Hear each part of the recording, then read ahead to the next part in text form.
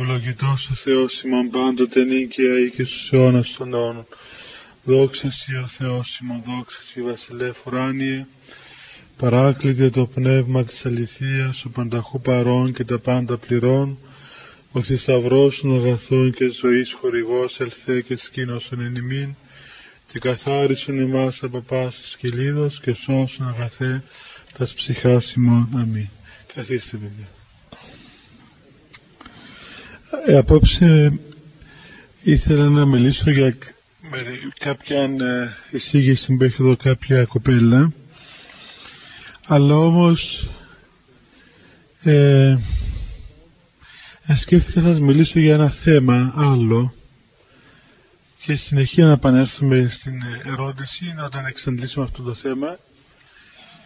Και αυτό το θέμα δεν είναι άλλο, παιδιά, από τη μνήμη ενός Αγίου συγχρόνου που εκοιμήθηκε σαν σήμερα, 2 Δεκεμβρίου. Δεν έχουμε σήμερα? Ναι.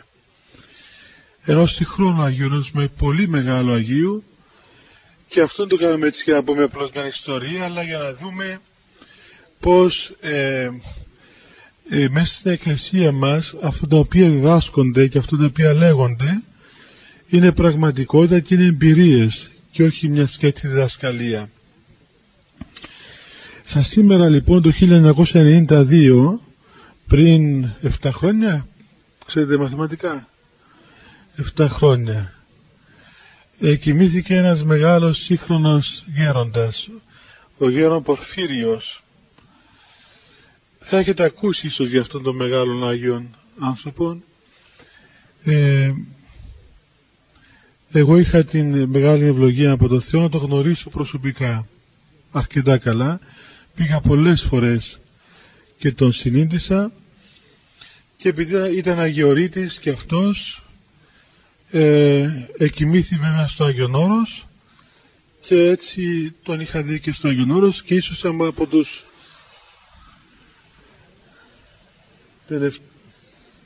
τελευταίους ανθρώπους που του μίλησαν στο τηλέφωνο. Μιλήσαμε την προηγούμενη μέρα πριν πεθάνει. Αυτός ο γέροντας, παιδιά, ήταν ένα φαινόμενο στην εποχή μας, ένα μεγάλο φαινόμενο, και έχουν γραφτεί για αυτό βέβαια αρκετά βιβλία από εμπειρίες ανθρώπων που το γνώρισαν.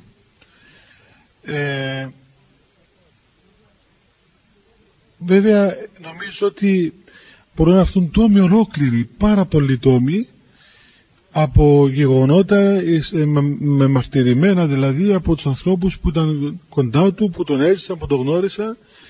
Ήταν πραγματικά ένα φαινόμενο αυτός ο άνθρωπος, και θα σας διηγηθώ μερικά πράγματα από τη ζωή του, από τα είδα εγώ ίδιος προσωπικά ή που τα άκουσα από πρώτο χέρι από ανθρώπους που τον είδαν. Ο Γιάννος Πορφύριος καταγόταν βασικά από τη Μικρά Ασία, αλλά γεννήθηκε και μεγάλωσε στο χώρο της Αθήνας. Εκεί όταν ήταν μικρό παιδί είχε διαβάσει το βίο ενός Αγίου της Εκκλησίας μας, του Αγίου Ιωάννου του Καλυβίτου. Αυτός ο Άγιος Ιωάννης ήταν ένας παράξενος Άγιος, ο οποίος κάποια στιγμή αποφάσισε να φύγει από το σπίτι του, πήγε, έγινε μοναχός, και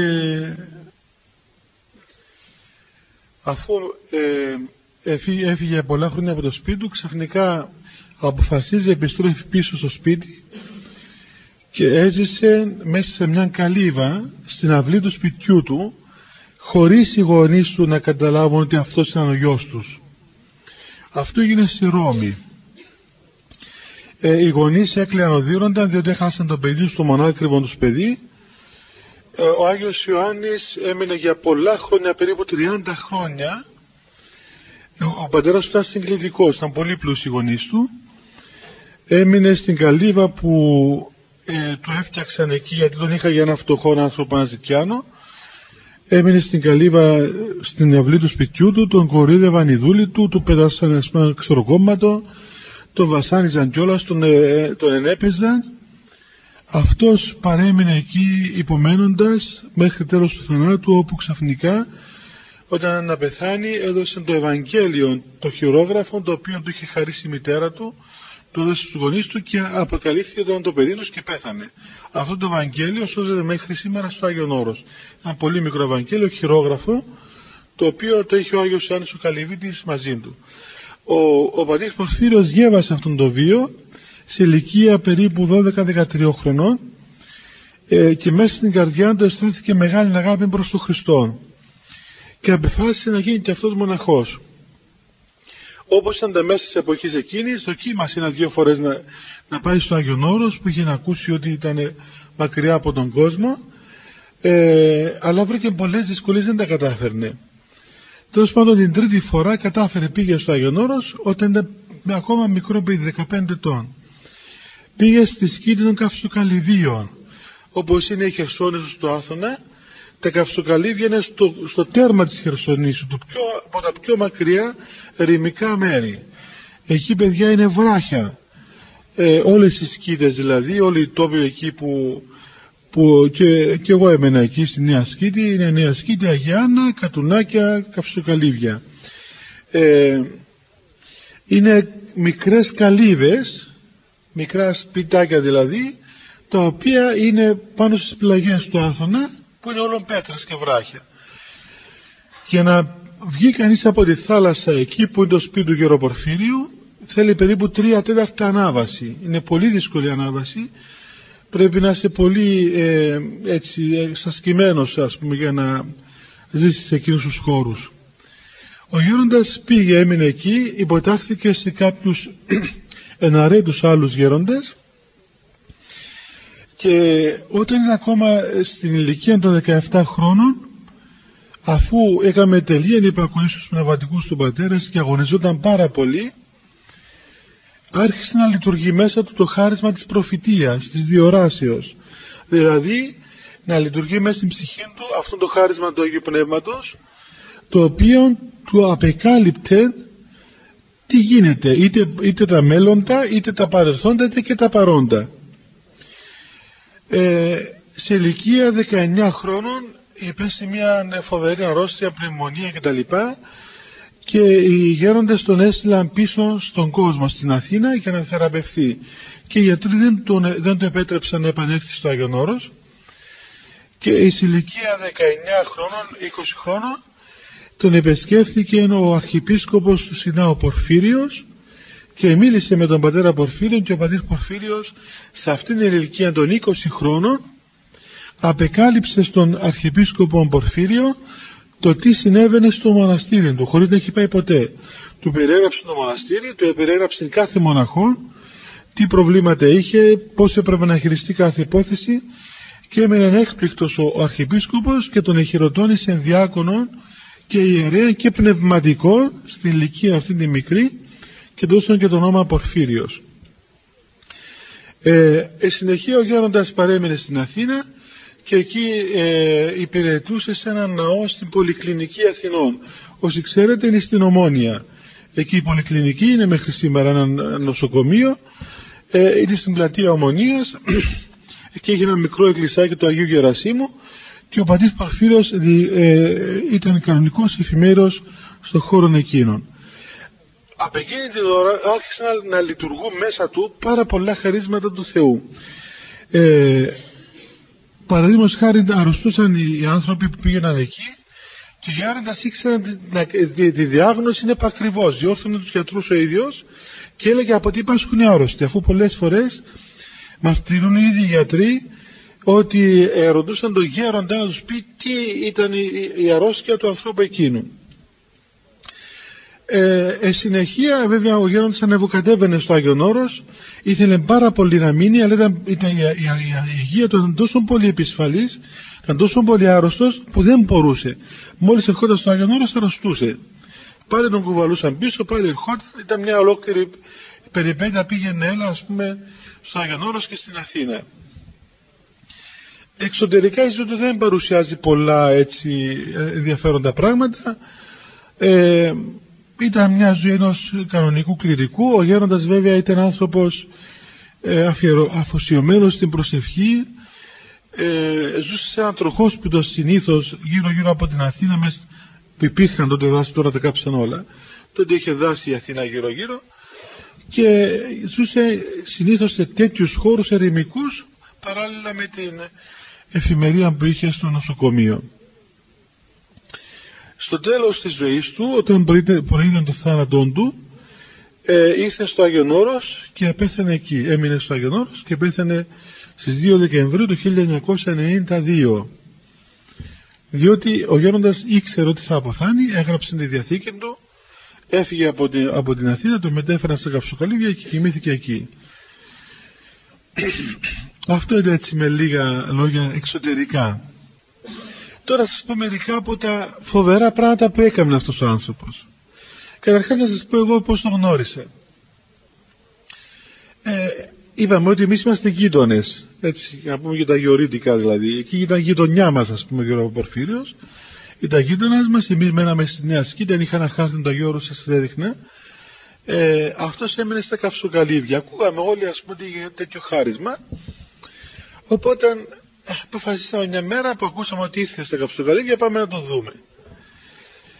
Πήγαμε λοιπόν πρωί. Ο γέροντας ήταν κάτω από ένα δέντρο και έτρωγε. Κάτι έτρωγε, έξω πρωινό έτρωγε, δεν θυμάμαι τι ήταν. Πήγαμε, το χαιρετήσαμε, τα λοιπά. Λέει, πατέρες, δεν μπορώ να σας δεχτώ, να σας μιλήσω, διότι είμαι άρρωστος. Και μας είπε τα από που είσαστε, από την Νέα Σκήτη και τα λοιπά. Είπαμε όλα αυτά τα σχετικά. Λέει, δεν μπορώ να σας μιλήσω περισσότερο γιατί είμαι άρρωστος. Και εντάξει, είπαμε, αφού δεν μπορείτε, επιμέναμε. Πήγε στο δωμάτιο του, ξάπλωσε στο κελί του και εμείς απομακρυνθήκαμε από εδώ, ξέρω εγώ, μέχρι της Αγγέλας που είναι εδώ το κατάστημα που τραγουδούν τη νύχτα, ένα κατάστημα απέναντι, μακριά δηλαδή. Δεν σας προτρέπω να το επισκεφτείτε, απλώς να το δείτε από μακριά.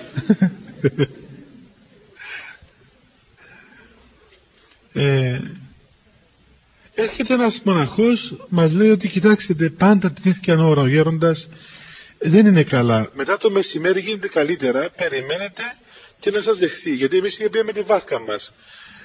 Ξέρετε, στο Άγιον Όρος οι μοναχοί είχαμε βάρκες, ψαρεύαμε μόνοι μας, οπότε ταξιδεύαμε δηλαδή με τις βάρκες. Πολύ μακριά που μας είπε αυτήν την κουβέντα. Όταν μας είπε αυτήν την κουβέντα, ακούμε ένα κουδουνάκι. Χτυπούσε ένα κουδουνάκι. Ήταν το κουδουνάκι που χτυπούσε ο γέροντας άμα ήθελε κάτι.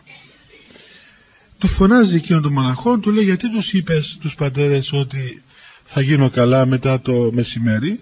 Ήταν αδύνατο να μας ακούσει. Πολύ μακριά. Του λέει, μετά το μεσημέρι, τους πεις να φύγουν, διότι μετά το μεσημέρι θα γίνει μεγάλη κακοκαιρία και δεν θα μπορέσουν να πάνε πίσω με τη βάρκα. Έρχεται, μας λέει, ξέρεις, συγγνώμη, αυτός ο γέροντας μας πήρε είδηση και είπε ότι πρέπει να φύγετε, θα γίνει κακοκαιρία, θα χαλάσει ο καιρός. Μα εμείς κοιτούσαμε, δεν είχε τίποτα σημάδια. Πράγματι, λέω, εντάξει, αφού είπε να φύγουμε, φύγαμε. Πήραμε τη βάρκα να φύγουμε, μόλις προλάβαμε. Μετά το μεσημέρι είναι χαλασμός κόσμου. Ήταν αδύνατο να φύγουμε. Χώρια που ήταν κίνδυνος για τη βάρκα. Τέλος πάντων, η πρώτη συνάντηση είναι αυτή. Η δεύτερη φορά είχε να αρρωστήσει ο γέροντας μας, ο δικός μας, είχε πάθει μια καρδιακή προσβολή και εμείς, παιδάκια, ας πούμε, νομίζαμε ότι θα πεθάνει. Μας έπιασε το αλίμονο να πεθάνει ο γέροντας, γιατί δεν κάναμε εμείς τώρα, ας πούμε, μόνοι μας. Μέσα στην έρημο, μικρή. Ο πιο μεγάλος ήμουν εγώ, ηλικία 23 ετών. Οι υπόλοιποι ήταν από εκεί και κάτω. Δηλαδή είμαστε κάπου 20 μοναχοί τότε. Μου έδωσαν το τηλέφωνο του γέροντα, έβγαινα στη Θεσσαλονίκη εγώ για κάτι δουλειές και βρήκα στον δρόμο κάποιον μοναχό που ήταν μαθητής του, μου λέει, σου έχω το τηλέφωνο του γέροντα, αν πάρεις τηλέφωνο του μιλήσεις. Πάρτε, μου λέει, ώρα 5 το πρωί. Τέτοιες ώρες απαντά το τηλέφωνο. Πράγματι, πήρα τηλέφωνο ώρα 5 το πρωί, χτυπούσε, δεν απαντούσε. Είχα και την εννιά μου, λέει, μήπως έκανε κανένα λάθος και η ώρα 5 το πρωί ξυπνήσουμε κανέναν άνθρωπο άλλο και μας βρήσει μες στο τηλέφωνο. Χτύπανε το τηλέφωνο, δεν απαντά κανένας. Τι να κάνω μου τώρα, λέω, θα διαβάσω τους χαιρετισμούς της Παναγίας και θα τον πάρω τηλέφωνο. Έκανα μια προσευχή να μιλήσουμε. διέβασε τους χαιρετισμούς και αυτό είναι αυτό το τελευταίο, ας πούμε. Άρχισε, πάτησα το κουμπί εκεί.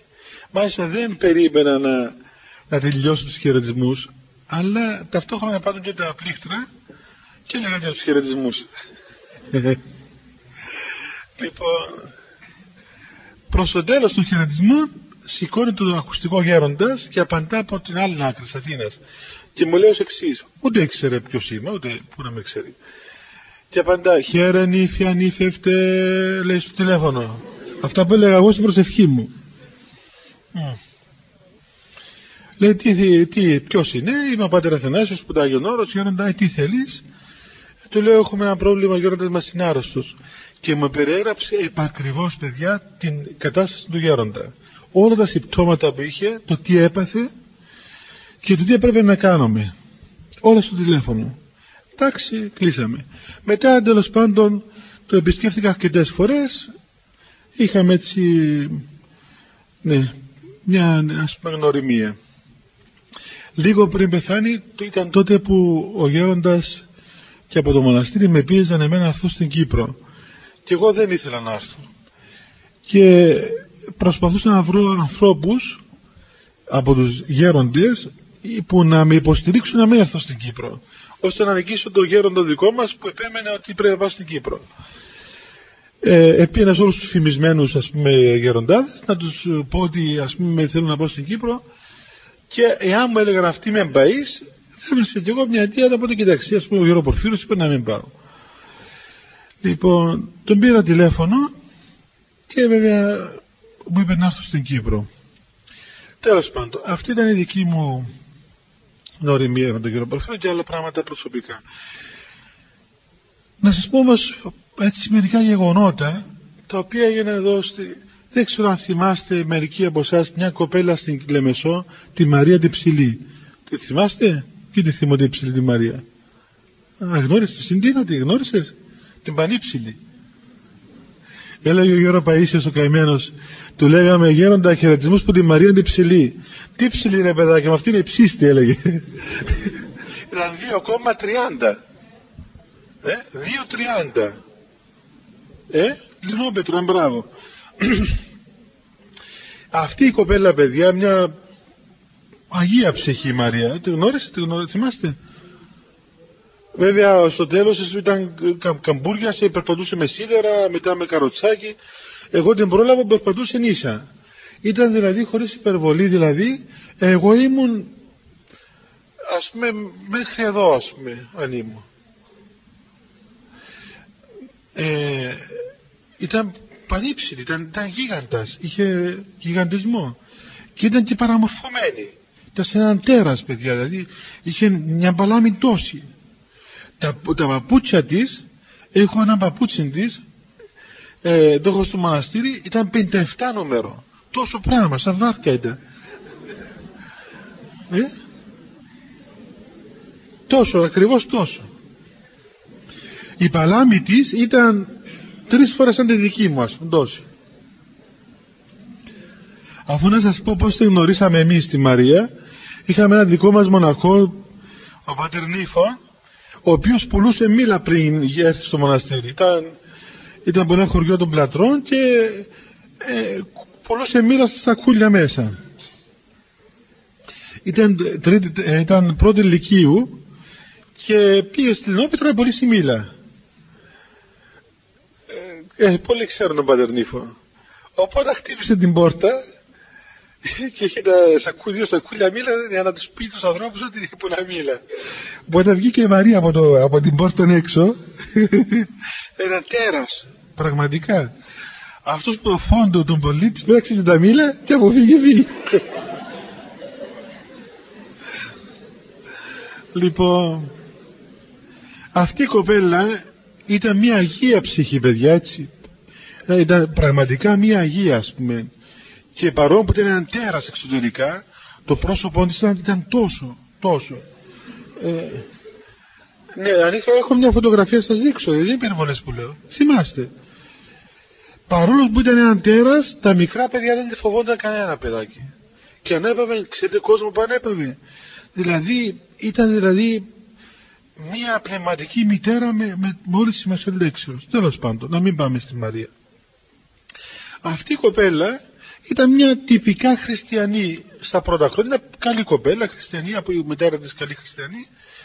Όταν μεγάλωνε και έγινε, ας πούμε, δυσθεώρατη, έγινε 2, 30, 40 πόσο ήταν, αφού στο νοσοκομείο έβαλαν 2 κρεβάτια για να τη χωρέσει. Πίντωσαν 2 κρεβάτια, ας πούμε. Όταν δεν πέθανε, το φέρετρο ήταν ένα παιδό που εγώ μέχρι και που ήταν καρέκλα. Και πιο μεγάλο. Ήταν απίστευτο πράγμα. Πήγε στο Γιώργο Πορφύριο, πήγε στην Αμερική, τη ζήτησαν στην Αμερική και πήγε στην Αμερική με έξοδες κυβερνήσεως να εξετάσουν τι έπαθε αυτή η κοπέλα και έγινε έτσι. Συνήθαν εκεί οι μεγάλοι γιατροί και τα λοιπά, και άλλος έλεγε γιγαντισμό, άλλος έλεγε διάφορες θεωρίες. Δεν μπορούσαν όμως επακριβώς να δουν τι έπαθε η Μαρία και έγινε τόσο μεγάλο πράγμα, τόσο μεγάλος άνθρωπος. Και βέβαια της είπαν τότε ότι πώς έτυχε και πήγε, διότι είχε ένα πρόβλημα, το κεφάλι της όλο μέσα είχε όγκο, όλο το κεφάλι είχε όγκο, ο οποίος πίεζε τα μάτια και θα έχανε το φως της, θα τυφλωνόταν, και φοβήθηκε η Μαρία και πήγε στην Αμερική να εξετάσουν τον όγκο να μην τυφλωθεί. Κατά τα άλλα ήταν καλά. Οι Αμερικάνοι προσφέρθηκαν να αγοράσουν το σκελετόν της και αυτοί λυπήθηκαν πάρα πολύ όταν το άκουσε, γιατί ας πούμε ήταν ένα φαινόμενο για αυτούς, έτσι, να τη διατηρήσουν για λόγους επιστημονικούς. Τέλος πάντων, σε αυτή την κατάσταση επέστρεψε στην Αθήνα από την Αμερική, στη Βοστόνη πήγε, και μια κοπέλα εκεί της λέει, ξέρεις, δεν πάμε να δούμε τον κύριο Πορφύριο στην Πεντέλη? Μαρία δεν είχε ιδέα από γέροντες από αυτά τα πράγματα.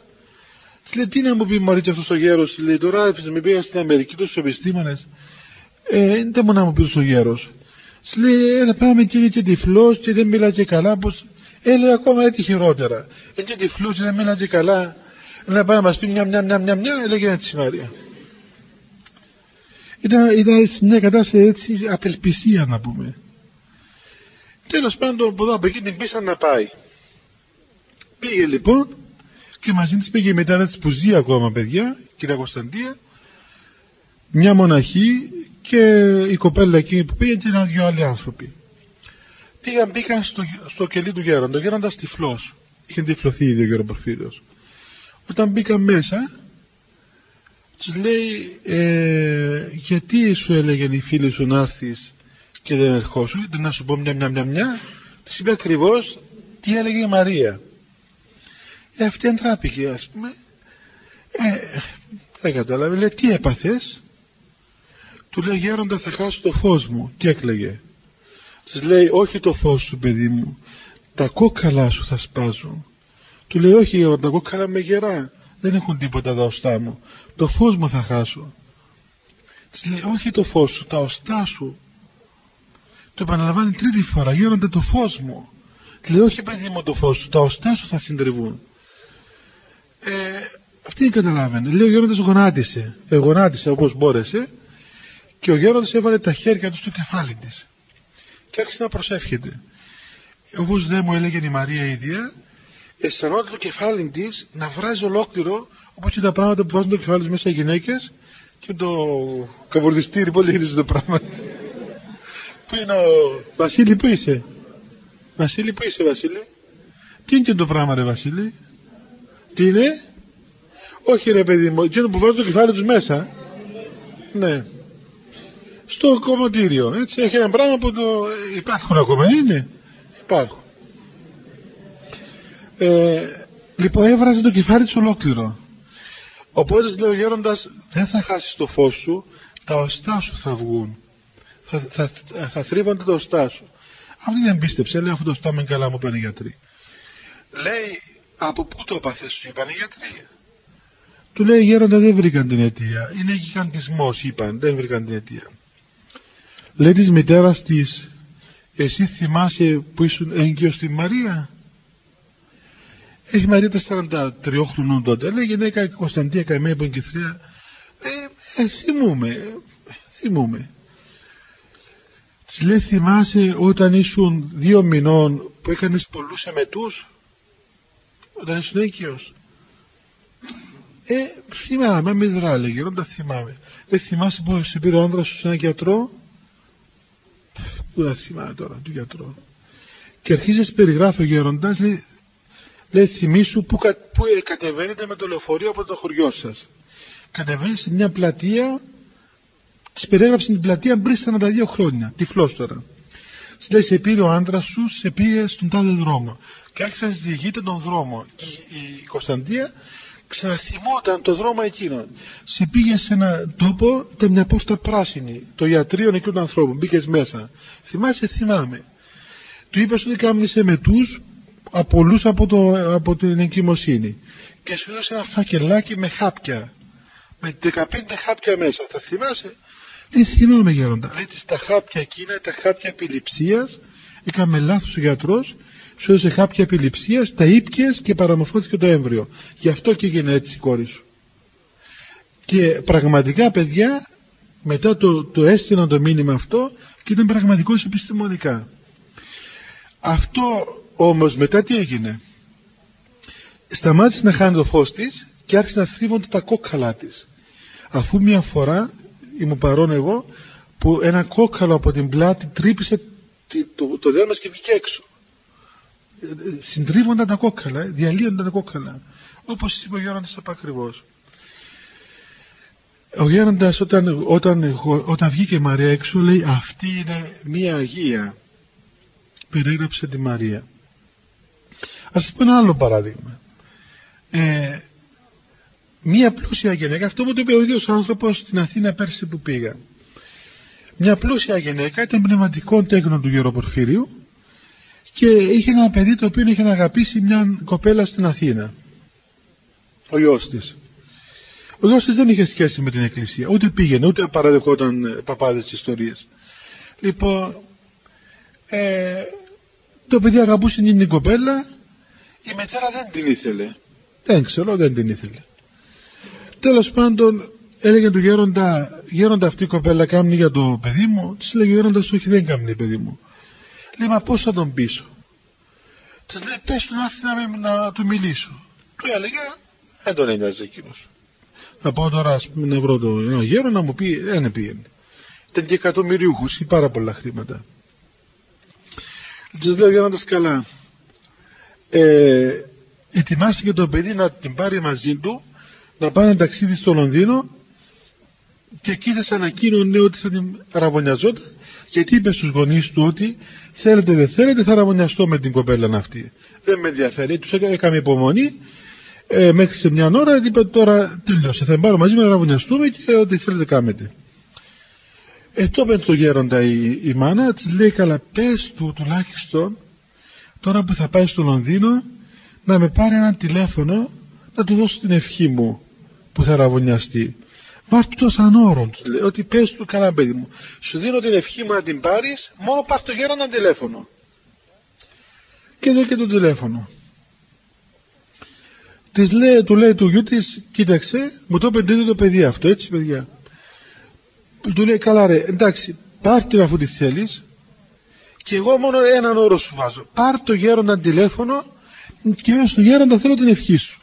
Πριν τις ανακοινώσεις ότι θα με παντρευτείς, ραβωνιαστείς. Και αν το κάνεις αυτό, από εμάς εντάξει, δεν έχει πρόβλημα. Πάρτε και σου έχουμε και περιουσία και όλα. Τη λέει, αφού είναι τούτο το θέμα, να τον πάρω τηλέφωνο, αφού δεν ήθελε να πάνω το δει. Πάει στην Αθήνα το παιδί, πήγα στο δωμάτιο με την κοπέλα του, κατεβαίνει κάτω στη ρεσεψιόν, όπως τη λένε, και ζητάει να πάρει ένα τηλέφωνο από το κέντρο. Δεν της είπε της κοπέλας τίποτα ακόμα, ούτε της είπε ότι θα πάρει ο γέρο Πορφύριο τηλέφωνο, τίποτα. Της πει να πάρει ένα καλό γέρο τηλέφωνο τώρα, και γέρο και τυφλό. Ήταν να μπορέσει εκείνη, ας πούμε. Παίρνει τηλέφωνο και σηκώνει ο γέροντας. Του λέει, γέροντα, είμαι ο Δημήτρης, ο γιος της κυρίας Τάδε, και θέλω να πάρω την ευχή σας. Και του λέει ο γέροντας, μισό λεπτό περίμενε στο τηλέφωνο. Μην κλείσεις, του λέει. Και αμέσως στο τηλέφωνο ακούει ένα πράγμα έτσι, ας πούμε, ένα θόρυβο στο τηλέφωνο, και συνδέεται το τηλέφωνο το κάτω του κέντρου, χωρίς να έχει καμία σχέση με το τηλέφωνο του δωματίου του. Φανταστείτε ένα ξενοδοχείο, παιδιά, που είχε 300 δωμάτια, ας πούμε. συνδέεται το τηλέφωνο του κέντρου κάτω με το τηλέφωνο του υπνοδωματίου του παιδιού που ήταν με την κοπέλα, και ακούει την κοπέλα να μιλάει στο τηλέφωνο το παιδί με το φίλο της στην Αθήνα και να λέει του φίλου της: ήρθαμε στο Λονδίνο και απόψε θα μου πει ότι με παντρεύεται, με ραβουνιαστεί, θα του φάω τα λεφτά του όλα και μετά θα έρθω κοντά σου. Εγώ σε έναν αγαπώ και τα λοιπά, τα οποία ξέρετε τι λέγονται σε τέτοιες περιπτώσεις. Και ακούει αμβρόντιτο στο παιδί αυτό τη στριχομυθία της κοπέλας με το φίλο της. Αφού τα άκουσε όλα από το τηλέφωνο, ξανακούει και το θόρυβο, ένα θόρυβο μέσα στο τηλέφωνο, και ξανασυνδέεται ο γέροντα. Και του λέει: γέροντα, τι θέλεις παιδί μου? Του λέει: τίποτα γέροντα, την ευχή σου. Και έκλεισε το τηλέφωνο και διέλυσε αυτόν τον αραβόνα που θα πέβαινε σε αποτυχία. Μια άλλη φορά, από ένα μοναστήρι, κάποιες μοναχές από τα Μέγαρα, συγκεκριμένα στην Σαλαμίνα, κάτω κοντά έξω από την Αθήνα, πήγαν πώς λέγεται εκείνη, πάνω από το Αγρίνιο, στην Άρτα, σε ένα μοναστήρι στην Άρτα επίσκεψη. Ήταν ένα λεωφορείο γεμάτο μοναχές. Ήταν ένα μοναστήρι του Αγίου Άννου του Θεολόγου του στο Μακρινό, που έχει περίπου 80-90 μοναχές, και κάπου 40-45 μοναχές πήγαν επίσκεψη σε ένα άλλο μοναστήρι. Επιστρέφοντας, πέρασαν από την Αθήνα να πάρουν την ευχή του Γέροντα Πορφύριου, αλλά είχε ήδη νυχτώσει. Και είπε η γερόντισσα ηγουμένη ότι οι αδερφές, θα πάρουμε απλώς την ευχή του Γέροντα και πρέπει να φύγουμε. Δεν θα κάτσουμε, δεν θα μιλήσουμε, θα φιλήσουμε το χέρι του μόνο και να φύγουμε, γιατί νυχτώσαμε και δεν πότε να φτάσουμε στο μοναστήρι μας. Το μοναστήρι από την Αθήνα είναι 4 ώρες όταν δεν έχει κίνηση, 5 ώρες με την κίνηση. Δεν μπορούμε να φτάσουμε, ας πούμε, μεσάνυχτα ταξιδεύουμε. Πήγανε πράγματι στο γέροντα, ο γέροντας χάρηκε, πήγαν τόσες πολλές μοναχές, λέει: κάτσετε. Τι θα κάνουμε κύριε? Από ευγένεια έκατσαν, κάξε, τους μιλά. Η γερόντισσα καθώς στα κάρβουνα. Τι θα κάνουμε Παναγία μου? Και στον το ρολόι περνούσε η ώρα. Λέει: γέροντα, συγγνώμη. Λέει: περιμένετε. Είπα: γέροντα, πρέπει να φύγουμε. Μη βιάζεστε. Μα γέροντα, με σπερνεί το λεωφορείο, θα προλάβετε. Μου έλεγε η ίδια γερόντισσα, μου λέει: έσκασα, μου λέει. Κοιτούσα το ρολόι, καθόμουν στα κάρβουνα. Στο τέλος δεν άντεξα. Πήγα στο άγχος, σηκώνεται πάνω, λέει: γέροντα, συγγνώμη, πρέπει να φύγουμε. Καλά, τη λέει: τι κάνεις έτσι, λέει, τι αχώθηκες? Και θα φύγεις, εντάξει, άτε να φύγετε. Φίλουν το χέρι του γέροντα οι μοναχές, τρέχουν όλες κάτω να πάνε στο λεωφορείο. Παίρνουν στο λεωφορείο, μόλις πάει ξεκινήσει, βγαίνει μια άλλη μοναχή που έμενε εκεί στο γέροντα και φωνάζει: ο γέροντας θέλει τη γερόντισσα να έρθει πάνω, την ηγουμένη να έρθει πάνω. Αμάν, τι πάθαμε. Κατεβαίνει η ηγουμένη, τρέχει πάνω: τι είναι γέροντα? Τους λέει: ξέρεις, λέει, έκανα και ένα ραδιοσταθμό εδώ την εκκλησία και μεταδίδει πολύ ωραία πράγματα. Κάτσε σου βάλω ακούσεις. Λοιπόν, κάθεται εκείνη εκεί, της πετάει το κουμπί του ραδιοφώνου να ακούσει, ξέρω, την περαϊκή εκκλησία. Αμάνα μου, αυτή να τρελαθεί. Οι άλλες μέσα στο λεωφορείο την έπιασε τέλος πάντων, λέει: γέροντα, σας παρακαλώ, βρε αφίος, δεν γίνεται. Λέει: καλά, βρε, τι κάνεις έτσι, θα προλάβεις. Αφού γελούσε ο γέροντας: θα προλάβεις, μη φωνάζεις. Κοιτούσα, λέει, το ρολόι, ήταν 7.30, 8 παρα 20, 8 παρα 4, 8 παρα 10. Και λέγα: Παναγία μου, τι ώρα θα φτάσουμε στο μοναστήρι? Ότι τα μεσάνυχτα. Έφυγα 8 και 10, λέει, από το κελί του. Είδα το ρολόι του. Πάω να φύγω, της λέει ο γέροντας: ξέρεις, έχει μια κοπέλα εδώ, την περνάτε από μέσα από την Αθήνα να κατεβάσετε. Αμάνα μου, λέει, τώρα μπούμε και μέσα στο κέντρο της Αθήνας, πότε θα βγούμε από εκεί μέσα? Αφού της είπε και ο γέροντας από σεβασμό, λέει: ναι, την πάρουμε, τι έκανα, την πάρουμε. Τη φόρτωσε για την κοπέλα. 8 και 10 φύγαν από το κελί του γέροντα. Μπαίνουμε στην Αθήνα, μπλέκουμε στην κίνηση. Ήθελε να βάλει και βενζίνη ο γιος ο λεωφοριούχος. Τέλος πάντων, ταξίδευσαν, πήγα στο μοναστήρι, 5 ώρες δρόμο. Φτάσα στο μοναστήρι Και είχα και μέσα στο λεωφορείο και κάποιες μοναχές από την Άρτα που τις παίρναν μαζί τους για να επισκεφθούν το μοναστήρι το άλλο. Φέραν και οι φιλοξενούμενες. Ένα λεωφορείο 50 άτομα, παιδιά, έτσι, 50 μοναχές μέσα. Φτάνω στο μοναστήρι, έλεγε Ρόντες, θα φτάσουμε γύρω στις 1-2 τα μεσάνυχτα. Ποιος θα μας ανοίξει τώρα, τι θα γίνει, τι ανησυχούσε. Παραδόξως το μοναστήρι ήταν φωτεινό, φωταγωγημένο, ήταν κάποια μοναχή στην πόρτα. Τους περάστε μέσα, οι Ρόντες αγανάκτησε, λέει, τέτοια ώρα δεν πήγαν να κοιμηθούν αυτές ακόμα. Τέλος πάντων, ήθελα να τις μαλώσει, αλλά ντρεπόταν τις ξένες. Λέει, Γερόσε, καλώς ήρθατε, ξέρω εγώ, μαζεύτηκα όλες οι μοναχές. Γερόσε, λέει, καλά, τέτοια ώρα ακόμα δεν πήγαν να κοιμηθούν, τρέπεστε, ας πούμε, έχουμε και ξένες, διότι αργά. Κάτσε στον ειδικό να τις κεράσουν. Αλλά Γερόσε παρεξενευόταν, λέει, μα τι τρελάθηκαν αυτές. Περίμενα μέχρι τώρα. Λέει, Γερόντες, να φάμε, περιμένουμε να φάμε. Λέει, καλά πάει, είσαστε με τα καλά σας. Κάτσε τόση ώρα 2 τα μεσάνυχτα και περιμένετε να φάμε. Η μοναχή και τους λέει, Γερόντσα, μα συγγνώμη, λέει, τι έπαθε η Γερόντισσα. Τι έπαθα, λέει, είναι ώρα αυτή να κάτσετε νηστικές. Μεσάνυχτα μας περιμένετε, μα να έρθουμε. Λέει, Γερόντσα, μα τι ώρα είναι. Τι ώρα είναι. Κοιτάζει ο ρολόι της 8:20. Πώς έγινε αυτό το πράγμα, παιδιά, μπορείτε να εξηγήσετε. Σε 10 λεπτά διήνυσαν απόσταση 5 ωρών. Και να πεις αν τα μια ζαλίστηκε και λέει ανοησίες. Ένα ολόκληρο λεωφορείο και μας το είπε η ίδια ηγουμένη που ήταν στο λεωφορείο, οι πατέρες θυμούνται. Πώς γίνεται αυτό το πράγμα. Και δεν έφτανε αυτό, την παίρνει και την άλλη μέρα προϊόντας τηλέφωνο και λέει, πρόλαβες το μοναστήρι ανοιχτό.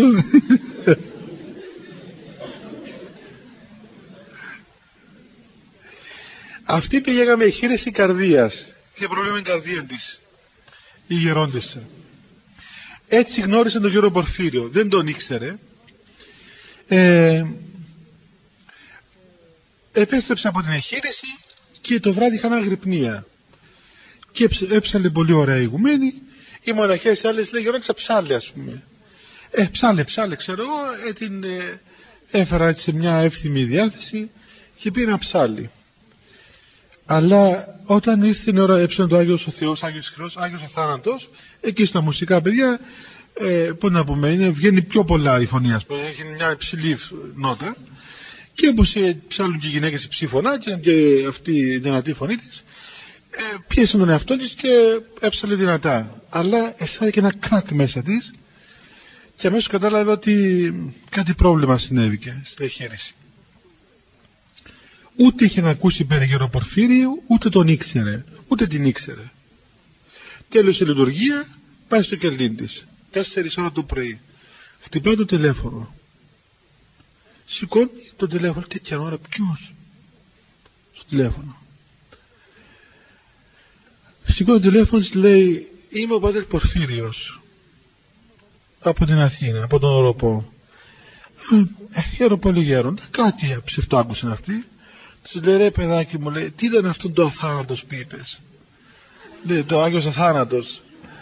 Λέει, τι ήταν αυτόν το αθάνατος που είπες? Λέει, εχειρισμένη γυναίκα. Ευτυχώς, λέει, που σε άκουσε ο αθάνατος και σε κρίτωσε από το θάνατο. Γιατί, λέει, θα έμενε στον τόπο κανονικά έτσι που είπες. Και η τάχασε. Πού ήξερε ο γέροντας αυτό το πράγμα? Δηλαδή, πού το άκουσε? Μια άλλη φορά, παιδιά, στο Άγιον Όρος, 2 περιπτώσεις.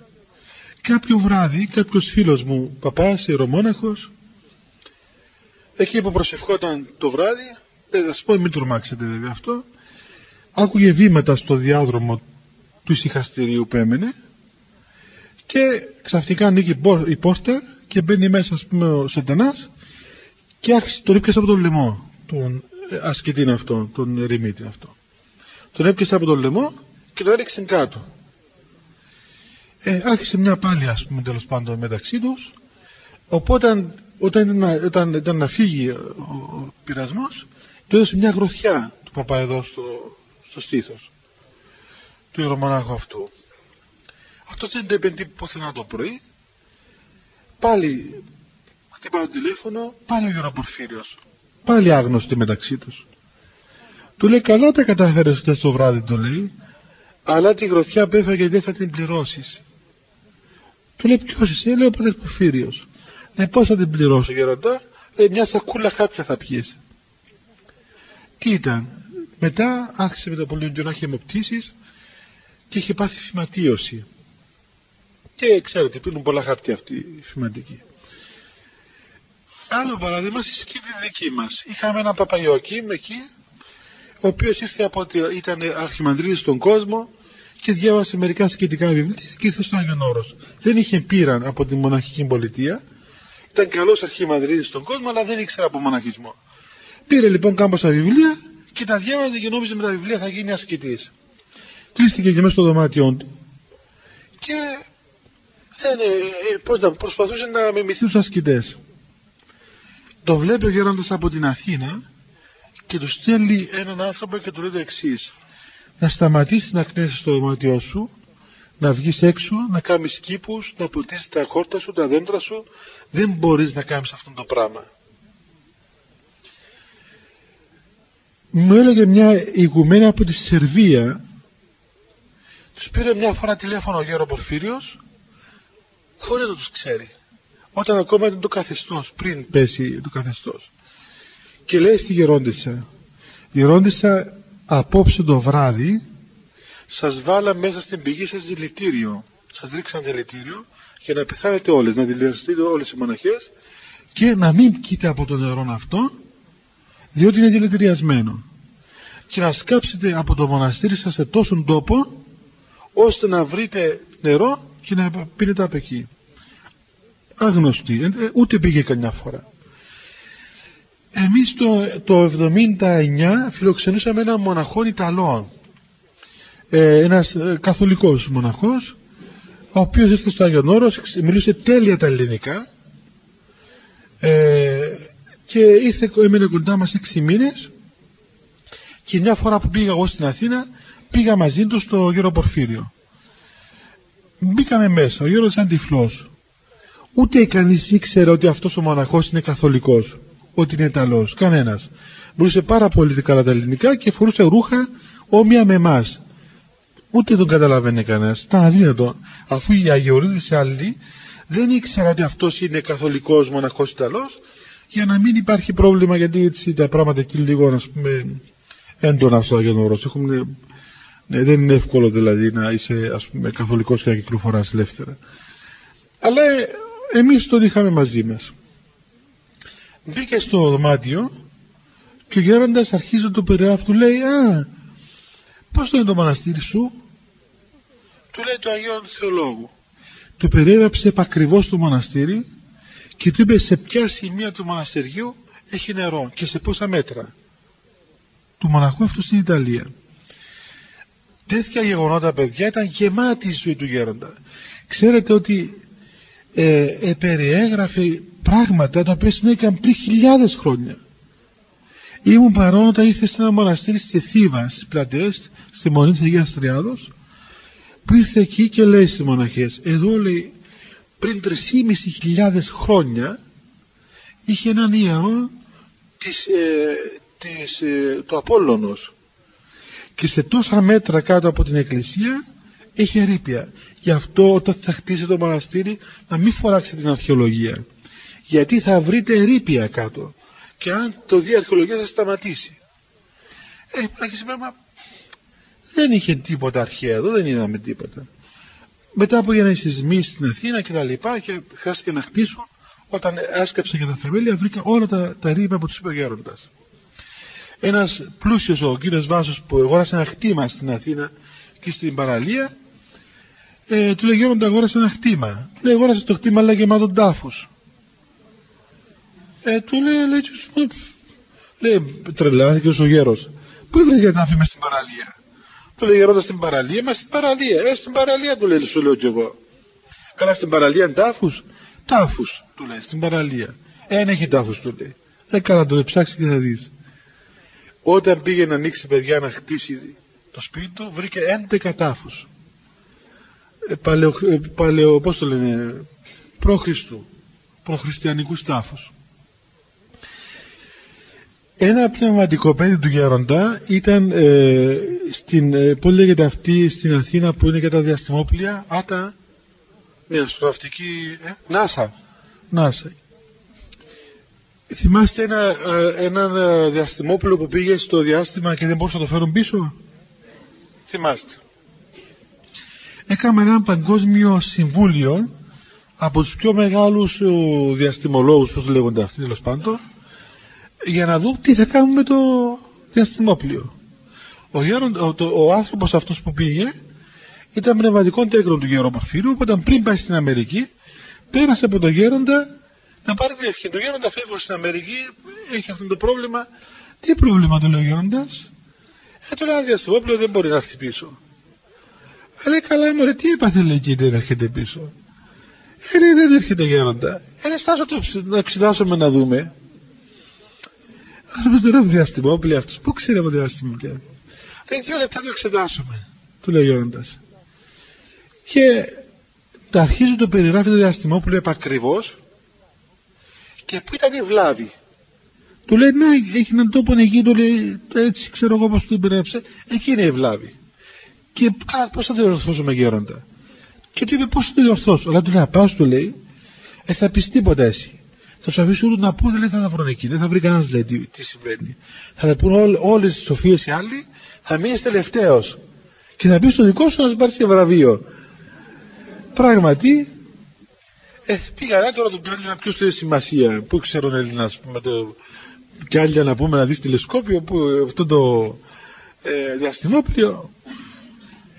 Είπαν οι μεγάλοι επιστήμονες που ήταν, ας πούμε, κατασκεύασαν, αυτοί δεν μπορούσαν να βρουν άκρα. Δεν έβρισκαν τη βλάβη. Πάλι εκείνος λέγανε, τώρα το πω, ρε παιδί μου, δεν στέκει, ας πούμε, και γελιοποιηθώ. Από πού το ξέρεις εσύ? Αφού διαστημόπλια στην Αθήνα δεν έχετε, που αυτά τα όργανα βλέπετε δεν έχετε, πού το είδες? Αλλά πάλι ο Γέροντας μου είπε να το πω. Αφού είδε και από είδε και δεν το βρίσκα, και δειλά είπε και αυτός, ξέρετε, νομίζω από κάτι έρευνες, κάτι μελέτες, ας πούμε, νομίζω ότι έτσι είναι. Του λέει, αποκλείεται. Λέει, εξετάστε και κάνετε αυτά τα πράγματα. Και έκαναν επακριβώς τι τους είπε ο Γέροντας. Δεν τους είπε αυτός του ένας γέρος, τους είπε ότι το εφεύρε, να πούμε. Έκαναν τι τους είπε ο Γέρος Πορφύρος και αμέσως συνδέθηκαν με το διαστημόπλιο και μπόρεσαν και το έφεραν πίσω στην γη. Τέτοια φαινόμενα, παιδιά, πάρα πολλά. Έχουν γραφτεί βιβλία ολόκληρα, έξω αν έχετε διαβάσει βιβλία για τον Γέρο Πορφύριο, βιβλία με μαρτυρίες των ανθρώπων αυτών που τα έζησαν και που τα είδαν. Αυτά σας λέω τώρα ότι πρόχειρα θυμάμαι. Αλλά αυτό δεν ήταν μόνο πριν να πεθάνει. Όταν εκοιμήθη ο Γέροντας στο Άγιον Όρος, πέθανε. Τέλος πάντων, κάποια γυναίκα από την Αυστραλία που έπαιρνε κατά διαστήματα τον Γέροντα τηλέφωνο, χωρίς να ξέρει ότι ο Γέροντας στο Άγιον Όρος, ούτε ότι πέθανε, πήρε τηλέφωνο στο δωμάτιο του στην Αθήνα. Ο Γέροντας απαντά στο τηλέφωνο και η γυναίκα μιλά. Του λέει το πρόβλημα της μιλά ο Γέροντας, της απαντά, της λέει το πρόβλημα της όπως, ας πούμε, το ήθελε η γυναίκα, και αφού μίλησαν κάπου 20-25 λεπτά, του λέει, Γέροντα, να σας ξαναπάρω τηλέφωνο, λέει, να σας πω τι έγινε. Της λέει, όχι, μην με ξαναπάρεις. Γέροντα, γιατί δεν σε ξαναπάρω, αφού θα σε πάρω? Όχι, δεν είμαι έτσι, λέει, στη γη εγώ, παιδί μου, τώρα πέθανε, είμαι στον ουρανό και μην ξαναπάρεις τηλέφωνο. Δεν πίστευε η γυναίκα, μα τι είπατε, ποιος τρελάθηκε, δεν πάθανε τίποτα από τα γεράματα, ας πούμε, δεν είχε καμιά αστείο. Τέλος πάντων το έκλεισε, ξαναπιάρει την άλλη μέρα να δει τι γίνεται. Χτυπούσε το τηλέφωνο, το πήρε μια μοναχή που μένει εκεί στο μοναστήρι. Λέει, παρακαλώ τον Γέροντα. Λέει, παιδί μου, λέει, δεν μάθετε τα νέα? Λέει, τι νέα? Λέει, είχε 40 μέρες που πέθανε ο Γέροντας, λέει. Λέει, μα αλήθεια πέθανε? Πέθανε, είναι ψέματα, αφού πέθανε, στο Άγιον Όρος πέθανε ο άνθρωπος. Το θάψανε, τέλειωσε, πέθανε. Λέει, αφού μιλούσα χτες το βράδυ στο τηλέφωνο. Δεν ξέρω, λέει, με ποιον τηλέφωνο μιλούσε, πάντως ο Γέροντας πέθανε. Έχει 40 μέρες. είναι και κοιμημένος. Πλήθος τέτοιο σημείο, παιδιά. Βέβαια, ξέρετε ότι αυτά τα πράγματα μπορεί να πει κανείς ότι τι είναι, ας πούμε, ή γιατί τα λέμε. Αυτά τα πράγματα, παιδιά, αποδεικνύουν ότι η Εκκλησία δεν είναι μια θεωρία, ούτε, ας πούμε, μια φιλοσοφία. Η Εκκλησία είναι μια πραγματικότητα, και ότι όλα αυτά τα οποία μας λέει ο Χριστός στο Ευαγγέλιο είναι πραγματικά. Αυτά δεν είναι μόνο στον Γερο Πορφύριο. Πάρα πολλοί Άγιοι, ας πούμε, ο Γεροπαΐσιος, ο Πατήρ Σοφρόνιος, ο Πατήρ Ιάκωβος, σύγχρονοι Άγιοι, ας πούμε, που τους γνωρίσαμε κι εμείς. Και εγώ γνώρισα τέτοιους ανθρώπους. Δηλαδή είναι απίστευτο πράγμα. Τους βλέπεις τι κάνουν και δεν πιστεύεις ότι εσύ ο ίδιος το τι γίνεται.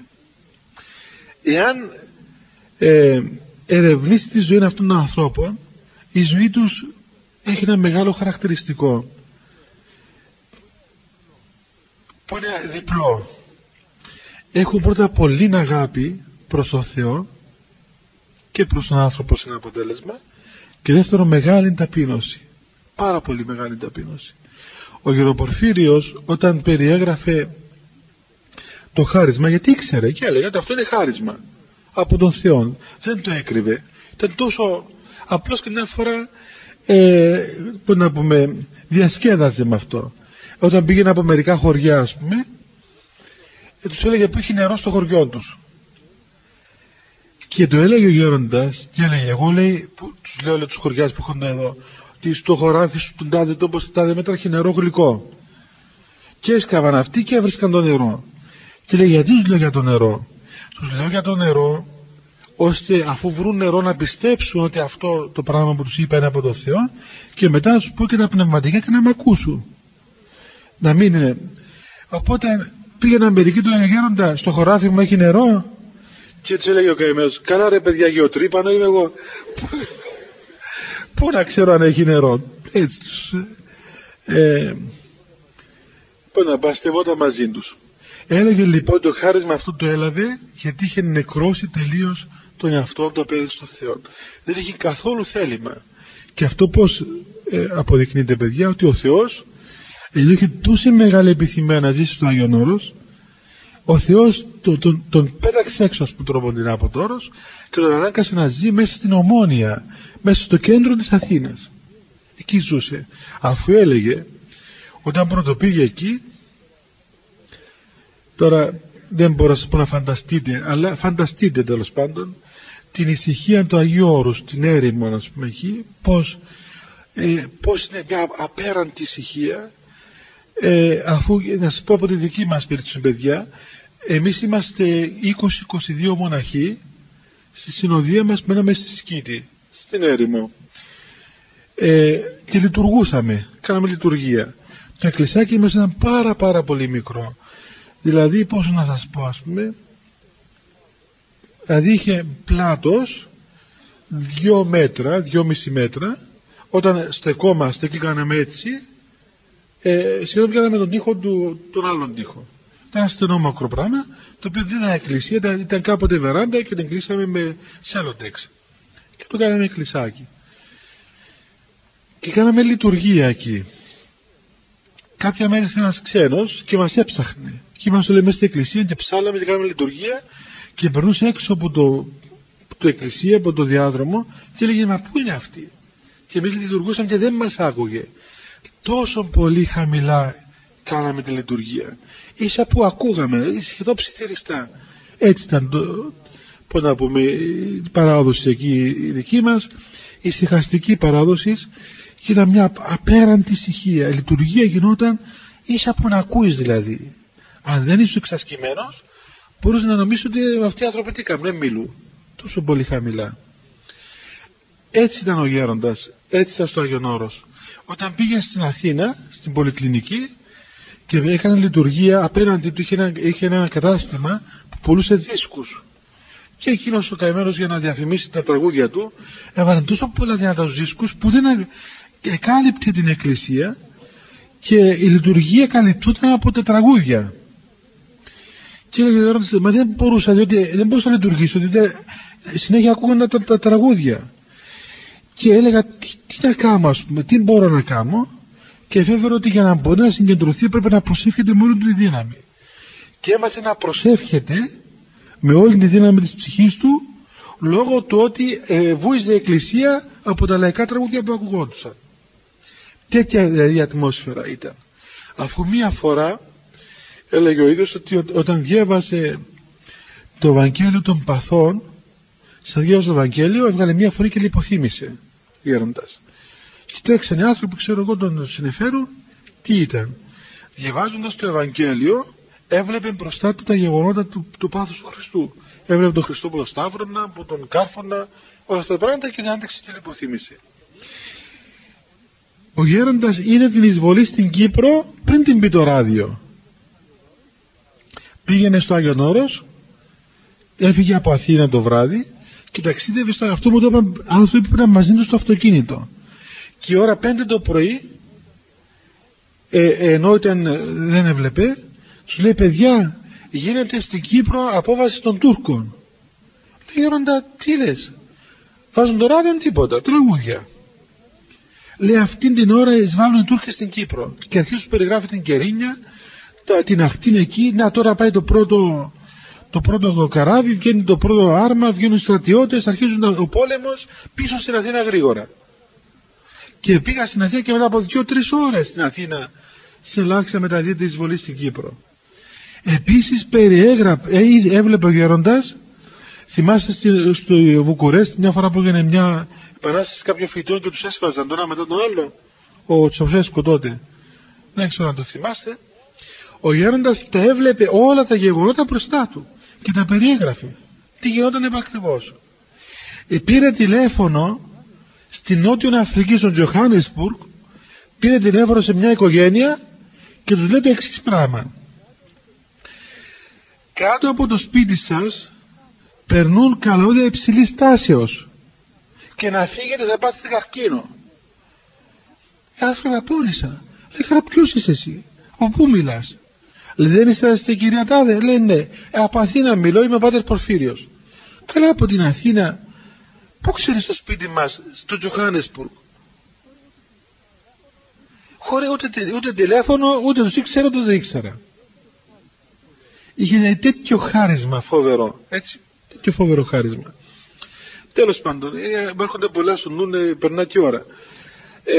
Όμως σας προτρέπω, παιδιά, να διαβάσετε, ειδικά σήμερα που είναι η μνήμη αυτού του Αγίου Μεγάλου του Γέροντος, διαβάστε το βίο αυτού του ανθρώπου, κυκλοφορούν πολλά βιβλία, για να δείτε ακριβώς το τι σημαίνει εκκλησία. Τέτοιοι άνθρωποι δεν είναι όπως, ας πούμε, περιγράφουν τους βίους του Αγίου που έζησαν στις παλιές μέρες. Αυτές τις μέρες μας εμείς τους γνωρίσαμε, εγώ τους γνώρισα. Έκανε εδώ που το γνώρισε τον κύριο Πορφύριο, ο Πορφύριος ο δικός μας. Τον γνώρισες? Εσύ, Αναστάση, το γνώρισες? Κανένας? Ρένο, εσύ το γνώρισες? Καλά. Εσύ το γνώρισες? Πήγες? Πώς? Στον Οροπό? Πώς πήγες, πότε? Και τον είδες? Ναι. Σας είπε τίποτε? Ναι. Τον είδες?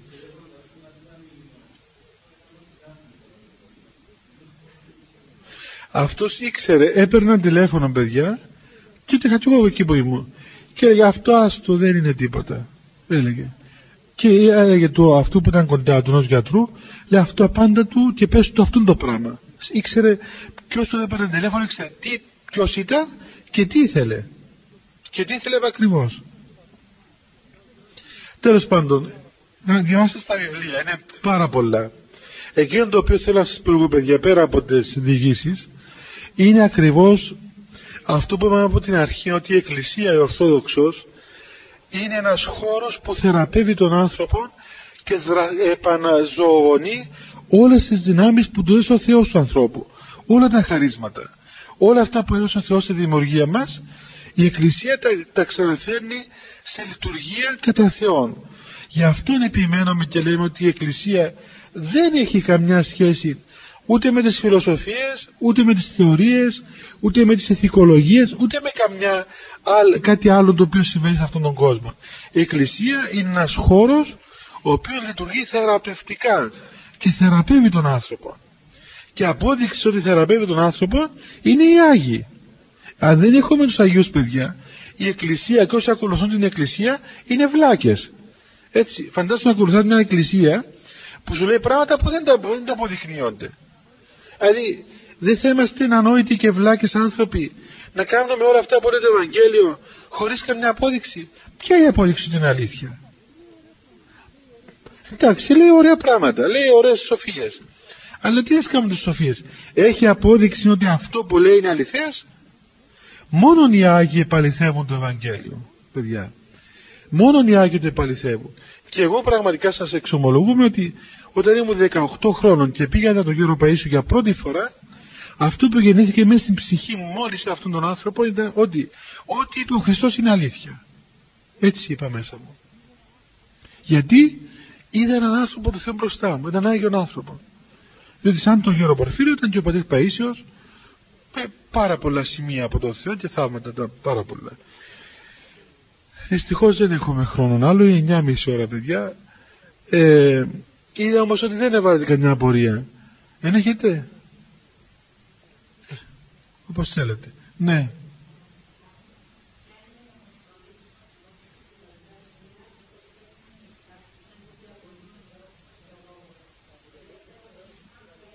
Να μου τα δώσεις μετά να τα μιλήσουμε άλλη φορά. Δώσ' μου ένα γραπτός, γιατί τώρα που... Ναι.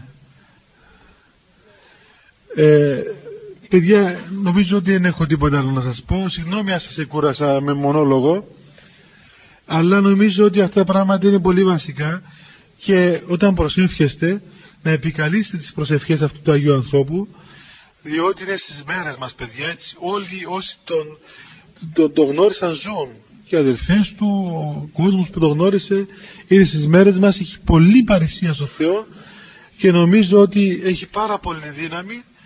Και σήμερα ακριβώς που γιορτάζουμε τη μνήμη του, είναι μια ευκαιρία να το γνωρίσετε και εσείς, να διαβάσετε τα βιβλία. Υπάρχουν κασέτες που μιλούσε και τα λοιπά, μπορείτε να ακούσετε κιόλας, αλλά προπάντως διαβάστε να δείτε τι και πώς έζησε αυτός ο άνθρωπος του Θεού. Εμείς θα συναντηθούμε ξανά, παιδιά, σε 15 μέρες, έτσι. Έχετε τίποτε άλλο πρακτικό που αφορά τη συγκέντρωση μας εδώ? Εντάξει. Παιδιά, να κάνουμε προσευχή, να κεραστείτε, μπορείτε να μείνετε όση ώρα θέλετε για να φύγετε. Χριστέ, το φως του αληθινών, του φωτίζουν και αγιάζουν πάντα άνθρωπον ερχόμενοι στον κόσμο, σημειωθεί το εφημάς το φως του προσώπου σου, είναι ένα αυτό ψούμεθα φως του απρόσιτον και κατεύθυνον τα διαβήματα εμών προς εργασίαν των εντολών σου, πρεσβείες του Παναχάντου σου Μητρός και πάντως των Αγίων αμήν. Διευχών των Αγίων Πατέρων ημών, Κύριε Ιησού Χριστέ ο Θεός, ελέησον ημάς, αμήν. Καλό βράδυ, παιδιά, ο Θεός μαζί σας.